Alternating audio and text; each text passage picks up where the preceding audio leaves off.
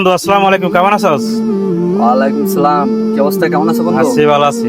বসো। আলহামদুলিল্লাহ। তুই বন্ধু কি রোজা রাখছস?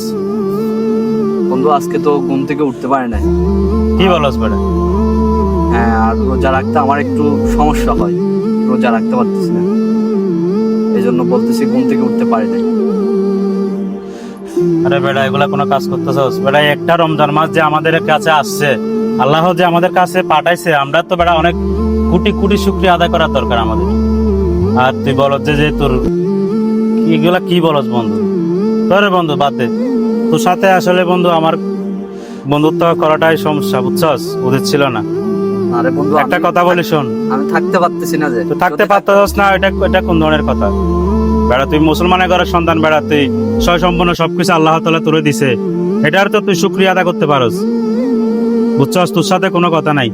না বন্ধু, আমি ইনশাল্লাহ সামনের মাস থেকে সামনের বছরে ইনশাল্লাহ রোজা রাখার চেষ্টা করব। তুই কথা দিলাম তোকে। তুই কথা দে, কালকে থেকে, সামনের বছর না, তুই কালকে থেকে রোজা রাখবি।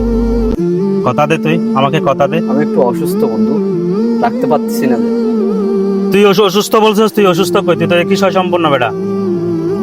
আর তুই যে অসুস্থ, তোর সুস্থ করবে কে? আল্লাহ। তো তুই রোজা রাখবি কার জন্য? এই রোজাগুলো কার? আল্লাহর জন্য। তাহলে তুই রোজা রাখলে তুই আল্লাহর কাছে যদি ফরিয়াদ করিস, তাহলে না তোর আল্লাহ তোকে ক্ষমা করবে, তোর অসুস্থতা সুস্থতা করবে বেটা।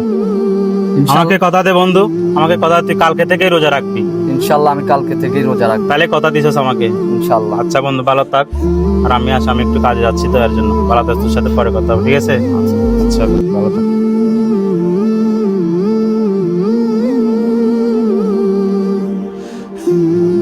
আর উসিলায় তুমি আমাকে সুস্থ করে দাও এবং আমি যেন কালকে থেকে রোজা রাখতে পারি।